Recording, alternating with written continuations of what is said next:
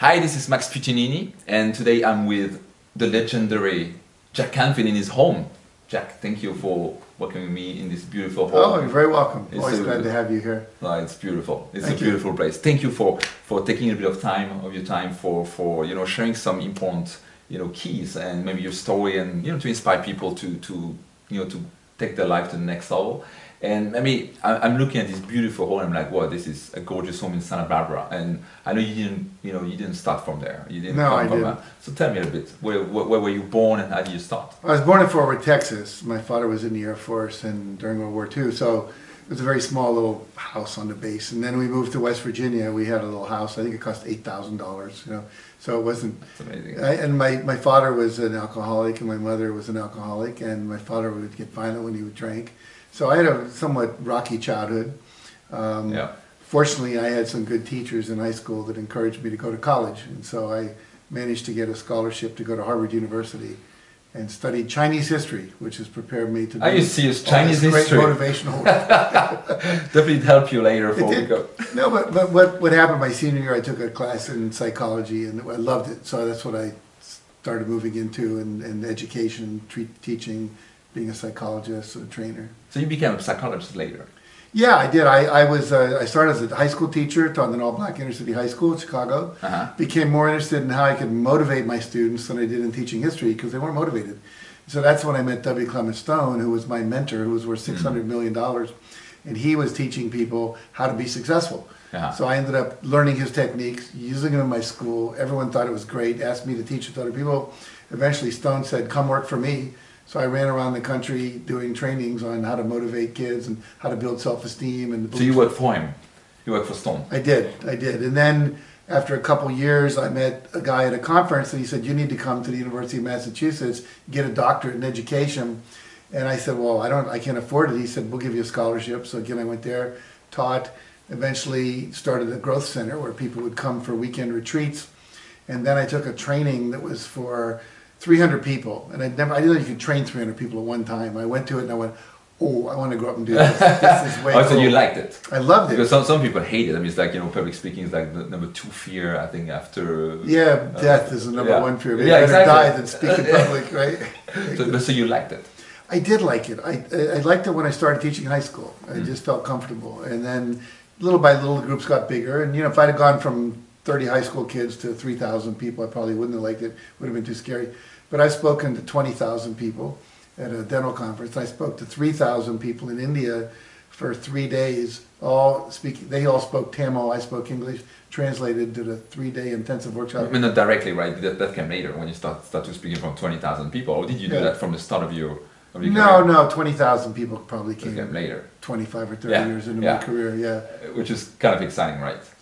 It is. There's a group energy, and I think this is powerful too, and people should know this, that when you go to a group and there's, let's say, 100, 200, 300,000 people, all that intention is aimed in the same direction towards success or romantic relationships, whatever the seminar is about. And so you get the benefit of the whole group energy as opposed to just your one energy. I think it was in The Secret, John Hagelin said, the power of an intention is the square of the number of people holding the same intention.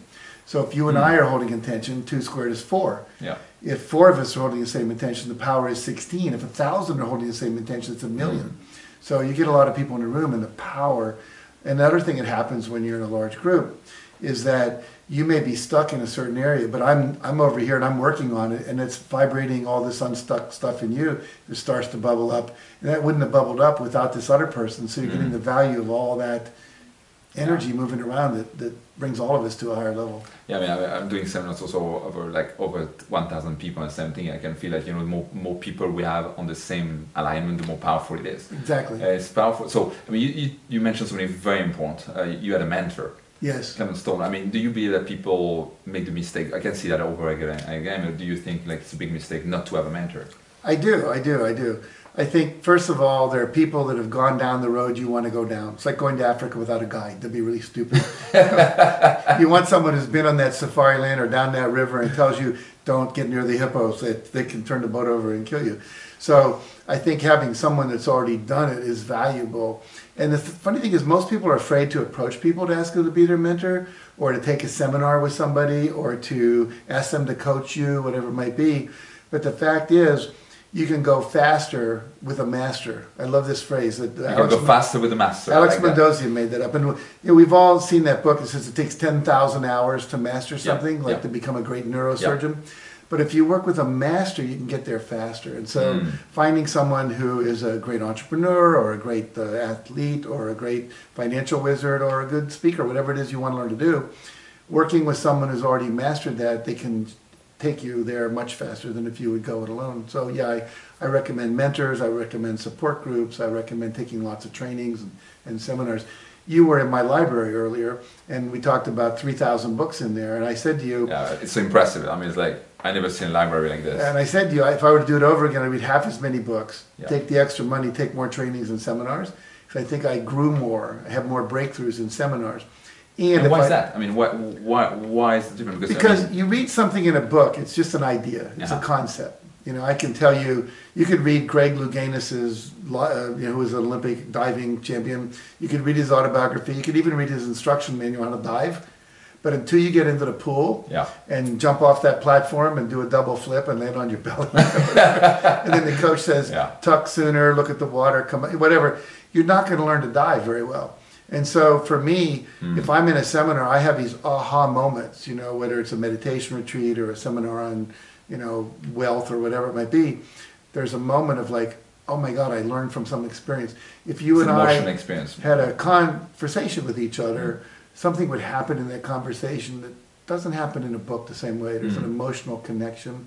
But you know, because you've taken some of my trainings, that I set up a lot of experiences where you do something and there's kind of a rug gets pulled out from underneath you, and then all of a sudden you have like, oh God, I see it now. And so that's so much more valuable. And so, you know, I started an organization called the Transformational Leadership Council just so I could bring a lot of people together who do that kind of teaching and learn from each other. Because most of us, and like, you know, you might get up and take us through 5 exercises that you use in your trainings, and then I'll get up and teach you 5 that I do in my training, and now we walk away without having to go take each other's trainings. Which is good. It's kind of accelerated growth. Because most of us at this level know a lot of the basics, and we don't want to sit through 5 days to get to the 3 or 4 new things. But for other people, they need to go through those basics. But you reach a point where you want to accelerate your learning, so you want to work with people that are either above you or at the same level. That's great. And I mean, I can confirm that it was I did your training, trainer, which is fantastic, by the way. And you have, for me, like coming from basically Europe, you know, France, Switzerland, Italian, when I used to hug, you know, we did a hug before, and like a real hug, you know, like, I love the way you teach this, and I'm teaching that in my seminars, you know, like hugs is like in Europe, so I'm bringing that in my seminars. And you know, and you can read that in a book, but until you really do it, it's such a difference, right? And people can, I mean, I can see people crying, and we've got people crying in training. We have every time in seminars, people are crying. I mean, last time we were in Paris, this big guy is a golf teacher, like a huge, strong guy, you know. And after the first hug, he kind of, you know, got shake a little bit. And after the second hug, he basically took the microphone and said, you know, I want to cry. Which was like, it's such an emotional transformation, and you cannot, I agree. You can't read about that and get it. You know, it's like, we have a guy that I bring sometimes into my groups who teaches martial arts, and he's got like, I don't know, 58 studios around the world. He's like a Bruce Lee type. He's really big deal. And he came to do it, and I said, well, come and teach, but also take the seminar, be my guest, you know. So he took the seminar, and during the hug process on the 3rd or 4th day, his life transformed. Wow. Because he said, you know, I'm Mr. Macho body guy and, you know, martial arts and you can't kill me kind of thing. And he said, I've never really let love in. Wow. And he said that was the first time I experienced really opening my heart and letting love in. He says, if that was the only thing I got, it was worth the whole training. And of course it wasn't the only thing he got. But it's the experience of doing that, you know. Like there's an exercise I do where I have you think of what's the word you most want to hear said to you by whom.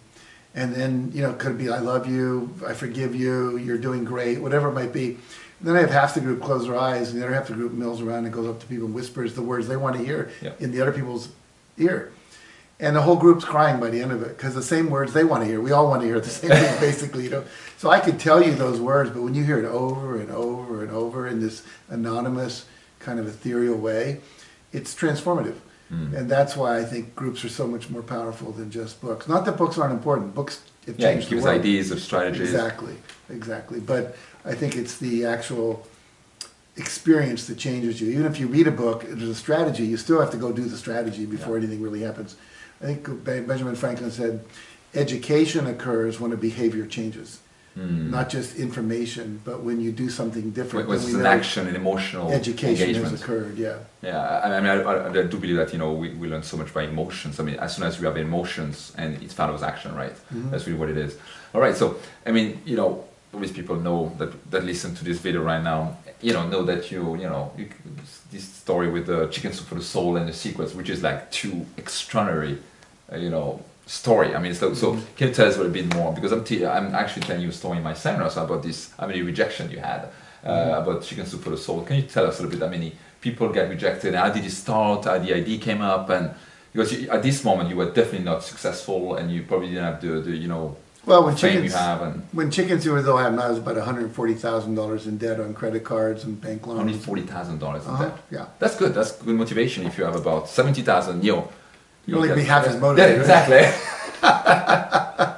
But anyway, I was running trainings at the time, and we just put we invested a lot in the company. But anyway, what happened was I was going around doing seminars and telling stories that are transformational stories. So you were already a coach, you were already like a transformational leader. Yeah. And people started to say, that story about the Girl Scout, the story about the puppy, the story about the one-legged guy who climbed Mount Everest, that in the book anywhere. My sales team needs to hear that story. My daughter needs to read that story. And I always have to say, no, they're not in the book. So I'd heard them from friends, other speakers, saw it on television, whatever. So I just got this idea one day, I come on a plane, put the stories in a book. So it took about a year to write the book. And then Mark Victor Hansen, who came in at the end, had about 30 stories to my 70, so we had 101 at the end. We went to sell the book, we didn't have a title. So we had meditated, we asked God for a title, and it was on Wednesday, a little hand came out and wrote chicken soup on a chalkboard. And I went, chicken soup? What the hell does that have to do with our book? And this voice said, when you were sick, your grandmother gave you chicken soup. And I said, but this is not a book about sick people. This was 1993. It was the first Gulf War. There was a recession in America, not unlike the one we had recently. And everyone's spirits were in resignation, hopelessness, and fear. And I went, chicken soup for the spirit, chicken soup for the soul. And then I got goosebumps. Told my wife, she got goosebumps. So basically your body told you. Yeah, and Mark got goosebumps, our agent got goosebumps, we went to New York, 24 publishers, nobody got goosebumps. So then our agent literally gave us the book back, said, I can't sell it. Someone said, go to the Book Expo America, there's a lot of publishers there. By the end of that, we had talked to 144 publishers who said, no. 144, that's crazy, yeah. I think, 143, because 144 said yes. And so it took us about 18 months from the time we finished the book to sell it. It took another 14 months before it became a bestseller. So what I would say to anyone watching this, don't give up. In other words, rejection simply means a delay in results. It doesn't mean it's not going to happen. If I'd stopped after 100, I would not be talking to you today. No one would have ever heard of me. You wouldn't have heard of me. We never would have met.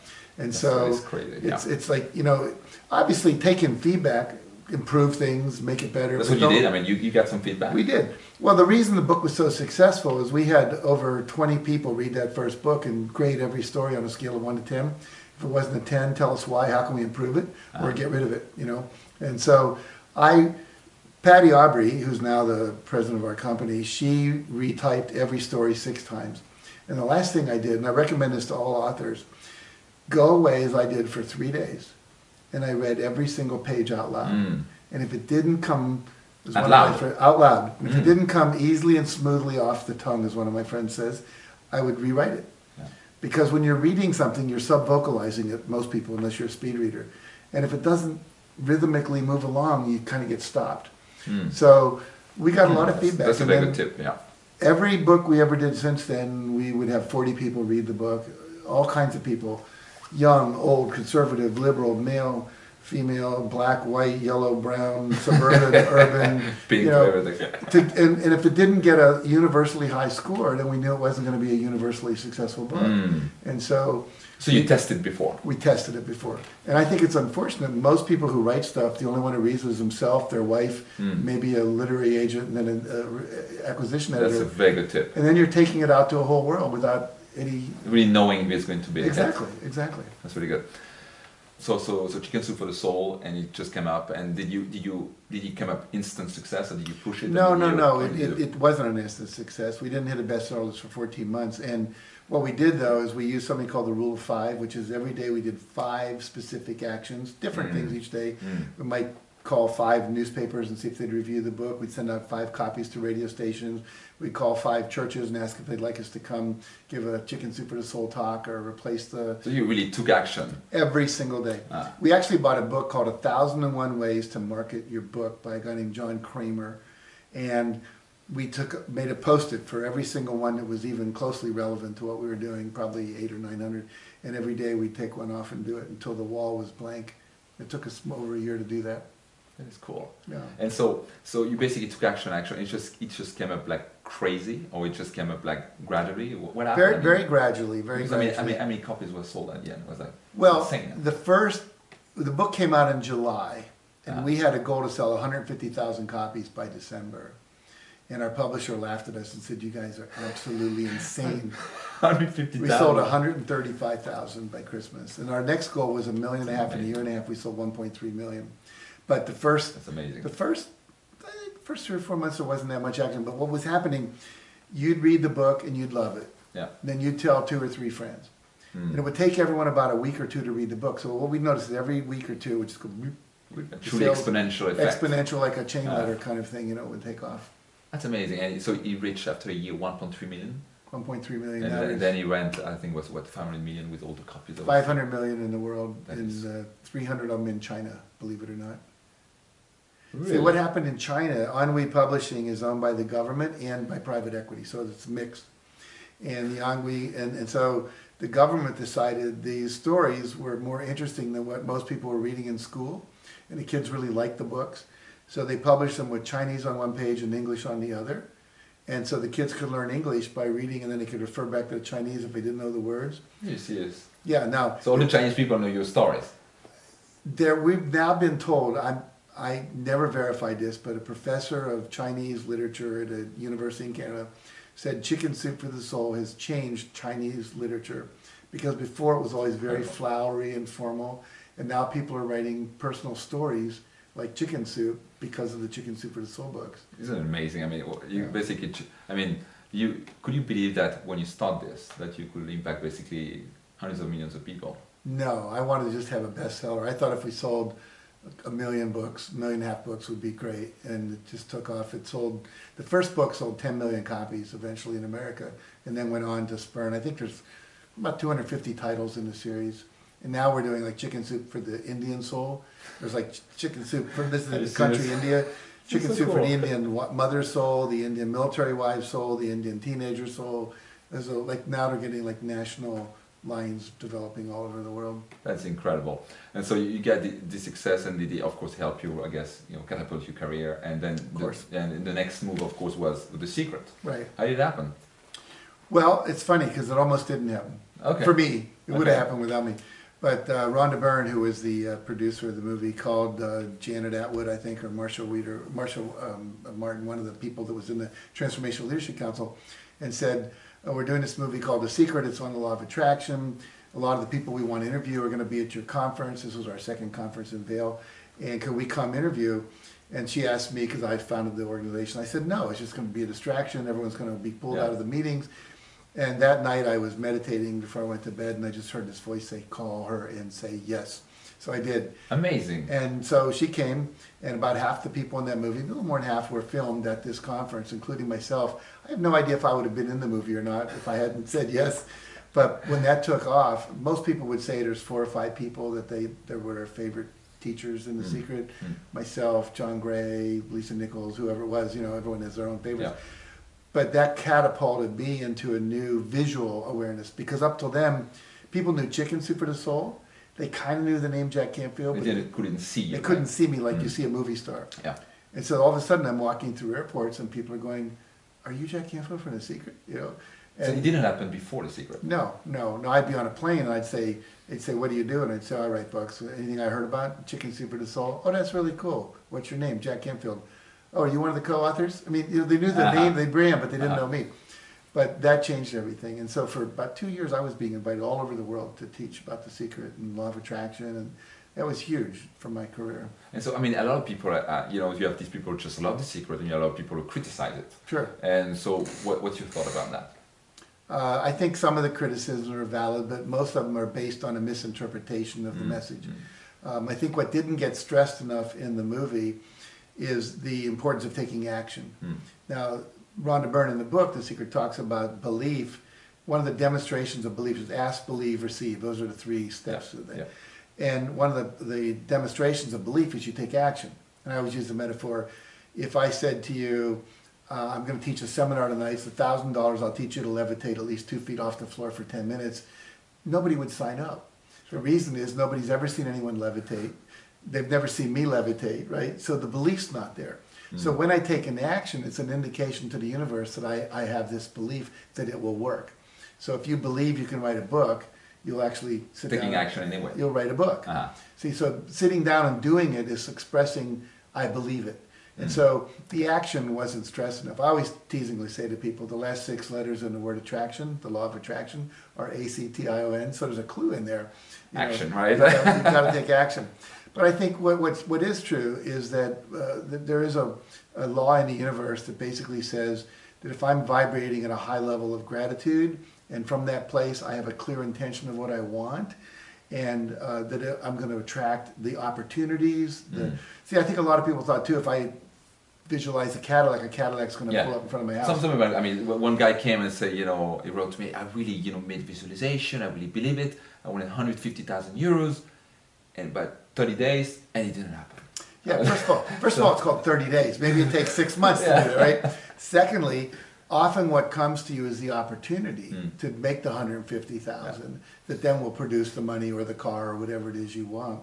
And then the other thing I don't think The Secret focused on enough was the fact that if you have a lot of unconscious limiting beliefs that are in opposition to your intention, then it's constantly, it's like, you know, the Bose. It's in a conflict. Yeah, you get those Bose noise reduction headphones. Yeah. Well, what do? They take the same signal of noise coming in, they create the opposite wave. So this wave's going up noise, we create the opposite wave, they cancel each other out. So I'm intending to have this new house on the Riviera or whatever. But behind it just... But behind that there's this belief, I don't deserve it, I never get what I want, this doesn't work, you know, whatever. And it might even be unconscious, you don't even know it. And so that didn't get stressed enough. And then the other thing I think, I remember this one guy saying, I've watched The Secret 60 times, I'm still not a millionaire. I said, you know what I said to him? I said, quit watching the movie and go out and do things that make money.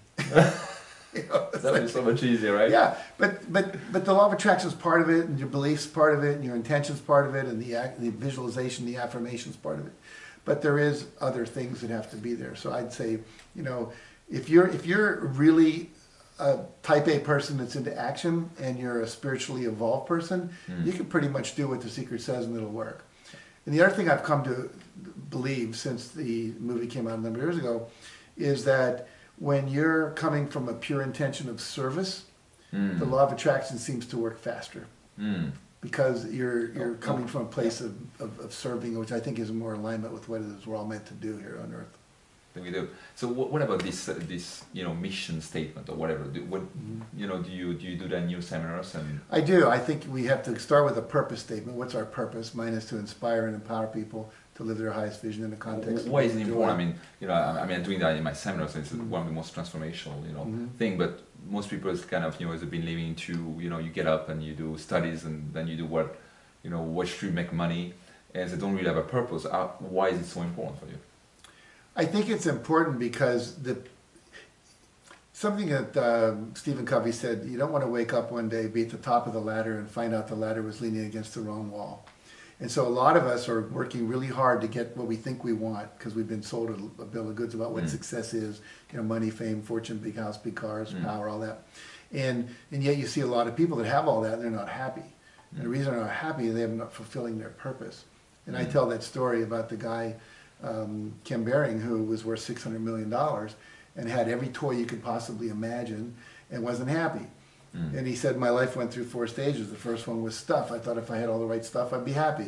I had the big car, the whole car collection. He had the private jet, the boat, the house. Yeah, the whole thing, yeah. Then he said, well, next I step was called better stuff. He bought a bigger house, a bigger boat, a bigger, airplane, whatever. Then he said, maybe I'm buying the wrong kind of stuff. And so he bought a football team, the Seattle Seahawks, and still wasn't happy. Fourth stage he called purpose. He was invited by a friend to go give away some wheelchairs in Bosnia-Herzegovina to kids who'd lost their legs and landmines. And he said, as I was putting a kid in the chair, he grabbed my leg and wouldn't let go, and I was trying to get another wheelchair for another kid, and so I finally turned around, and he said, through tears and an interpreter, the little boy said, please don't leave yet. I want to memorize your face, so when we meet again in heaven, I can thank you one more time. And he said, that was the first time in my life I ever felt pure joy. Came home, created the Ken Behring Wheelchair Foundation. It's given away 40,000 wheelchairs, one of the happiest guys you'll ever meet. So the point of that story is we each have a purpose that's born into us. Like the purpose of my guitar is not to cook beans on, right? It's to make music. And if I try to cook beans on my guitar, it's a mess, right? Yeah. But if I play it, it's got a purpose. And each of us is born with a different purpose. Some people it's music. Some people it's being a baker. Some people it's a mechanic. Some people inventing medical equipment, whatever it is. If we do that and follow our joy, because joy is your feedback system, it tells you you're on purpose, then what happens is we get to where we want to go. But if we don't follow our joy, we do what we think we're supposed to do. I was just reading an article about young Russians right now and the whole age of Putin and so forth. And it used to be that people would try to follow their dream after Glasnost happened. No, we're free, we can follow our dream. But it didn't work out so well. And now everyone's going, we don't want to do that. We just want economic security. I'll take any shit job. I just want security. Okay. I want predictability. I think it's unfortunate because they'll have security, but they won't have joy. And so I think a lot of people have given up their destiny, their kuleana, their right livelihood, as the Buddhists say, for security. And the problem is you might be secure, but you'll never be fulfilled. That's a huge difference, right? Yeah. And so it depends how we define wealth, right? It depends how we define, how rich are we? How would you define someone who's really rich? Someone who's really rich, in my opinion, would be someone who is rich in the things that make them happy. For some people, it might be free time. For some people, it might be relationships. I mean, we all have the ability to have more time if we choose to do the things that matter. We all have the ability to create great relationships. We're rich in our opportunities because there's so much abundance in the world and so much access to information through the internet and travel and so forth that we didn't have before. And now with virtual reality, we're a year away from being able to take a whole vacation in Italy without ever leaving our home. Friends of mine here in town actually have a virtual reality studio where they're making these kind of experiences. And they actually had a friend of mine in there who, for 2 hours, had the virtual reality experience of being a woman.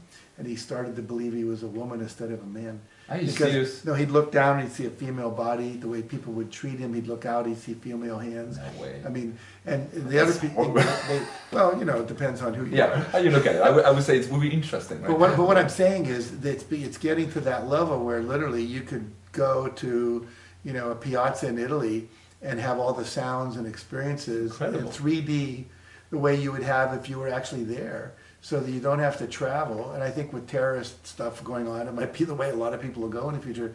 But the point is, we're rich in opportunity, we're rich in abundance, we're rich. Here, I just reading a Buddhist text by a guy named Thich Nhat Hanh, who's a Vietnamese Buddhist teacher, and he was saying, come into the present moment, everything is there. You have everything you need right now. You have water, you're not hungry. We have lights, we have people in this room we can hug and talk to, and we have technology that allows us to reach out to thousands of your students around the world. And, there's flowers here, there's, beautiful art to look at. If you slow down, and I mean, it's great to think about the future and where you want to go, but the future always happens in the present. In other words, you're not there till you're there. And if you miss the moment of getting there, the ride, as you were, like right now, I'm looking at you, we know each other, we love each other. That's plenty, I mean, if I had another $100,000 in my pocket, it would not enrich this moment anymore. And so the reality is there's lots of opportunity to make a difference, to care, to learn. And so for me, rich is just realizing what an abundant world it is. We can be awakened in the prosperity that's around us all the time. It's beautiful. Yeah.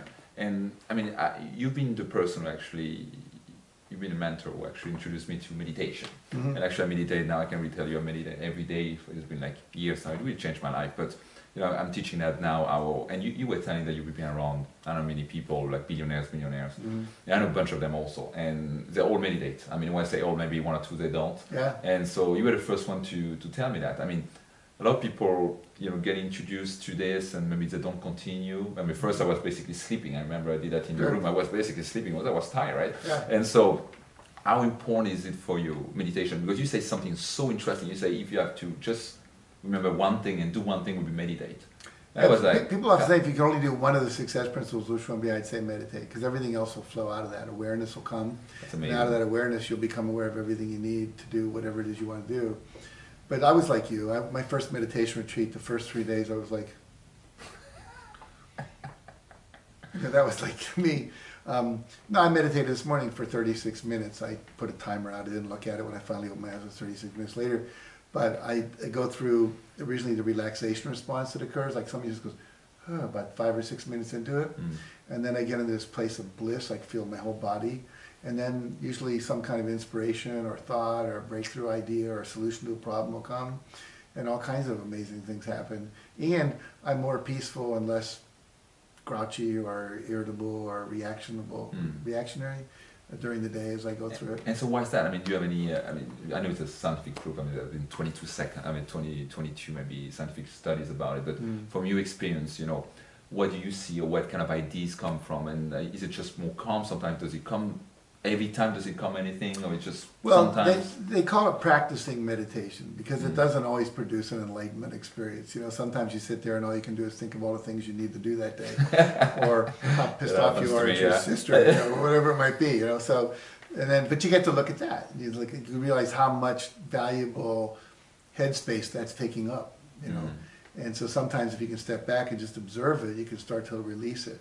Mostly we're just like Velcroed to all this mishigas going through our head, So for me, it's calming. I think it contributes to longevity, less stress. I think it also, I think you tap into a higher power. I have a slide that shows a iron plugged into the wall. Yeah. And it says irons work better when they're plugged into their source of energy. Yeah, I think people do the same, like when we're plugged into our source.